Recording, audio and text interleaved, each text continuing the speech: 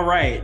So Amanda, I want to ask you about not building $1 billion company as a tech founder. Like people think it's all or nothing, right? So you're either not in technology or you're striving to build this, high venture or this venture-backed, high-growth startup in the technology industry, where other people like what's his name, Andrew Welling or Rob Welling, excuse me, Welling of startups for the rest of us. And he has like a microcon startup conference about building like tech companies that make a good lifestyle living instead of trying to build the next $1 billion tech startup, right? Um, in general, what are your thoughts on that in terms of just the different paths that people can take? I guess that's my question then. What are the different paths that people can take as they are thinking about getting into tech in terms of growth paths? And what would you recommend for different types of people? But basically, I would say that there are so many different paths and stacks. I think people have to keep themselves open and kind of reimagine what it looks like to be a tech founder or just be involved in tech in general. One, there are tons of different tech companies that you could be working for. Some are startups, some are much more established and further along. Google is still a tech company and they have tons of different roles for all different types of people. Secondly, I think, and this is something that I challenge even outside of tech, is that, you don't have to necessarily be a $1 billion founder to be a great entrepreneur. I think the person who is selling hot dogs on the street at a football game is just as much an entrepreneur as Mark Zuckerberg. They are running a business and they're solving a problem. And so I think there is, I think we just kind of need to abandon the notion that a tech entrepreneur looks, acts, or operates just one type of business. Third, I think there's tons of opportunities to, integrate technology into your existing businesses where you can, make your companies more tech enabled and run them in a more automated and streamlined way.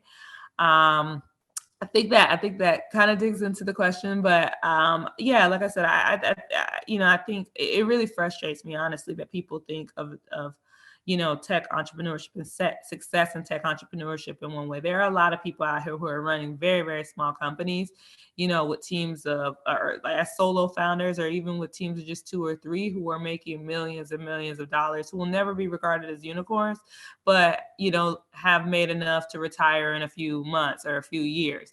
And I think we really need to kind of just rewrite our definitions of success and really make it about us as opposed to, what we think will be, will write in the headlines. And this is something I've kind of struggled with myself. I think when I first started off in tech, I thought, I wanted to be a unicorn founder. But as I, learn more about myself as just a person, I realized, Amanda, you don't want that.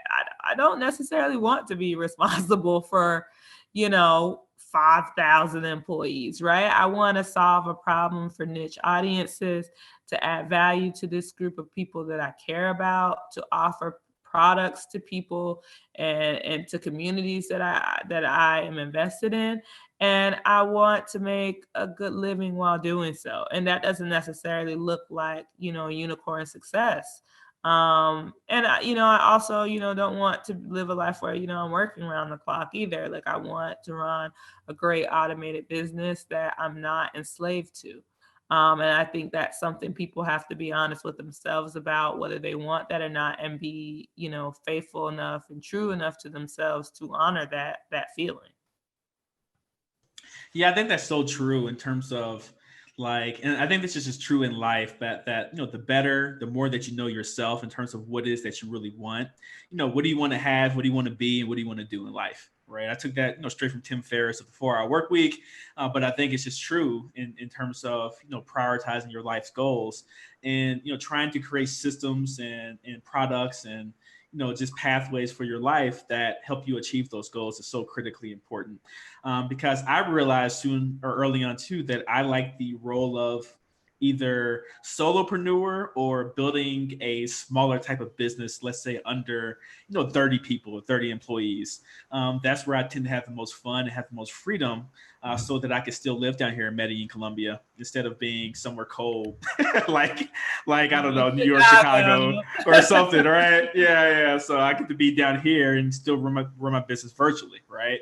And I think that's just so important to realize up front. And I think another important thing though is about your skill set and what skills are important, for you to thrive, especially if you want to start a tech business. So can you talk about that a little bit in terms of like, what are the core skills that are necessary to thrive in a tech related business?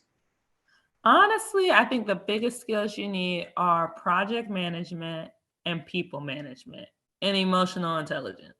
Um, because and people everything else is figure outable. Like figuring out a product and how to build a product, there's a roadmap for that. There's programs like the App Accelerator.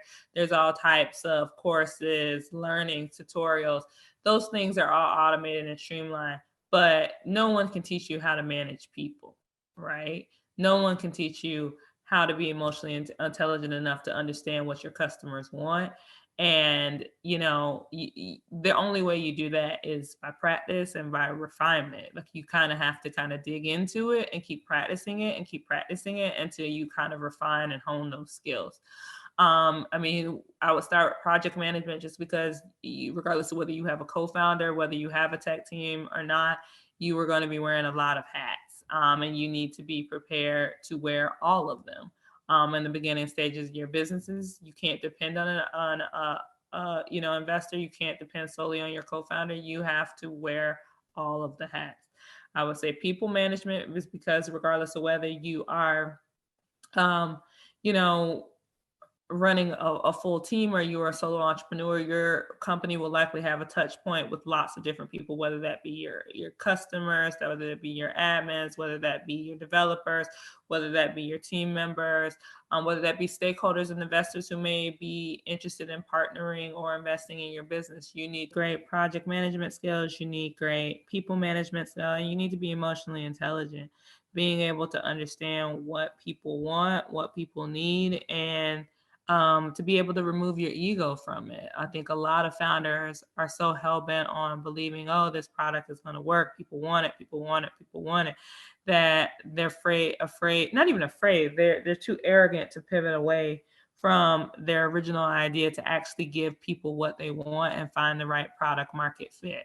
When you actually do accomplish product market fit, people are start buying things with, they're seeking your product out, they're buying things and they're advocating to other people about that. And until you actually have that, you likely have not found product market fit yet, and your product is not where it needs to be to service the people that you think you want to service.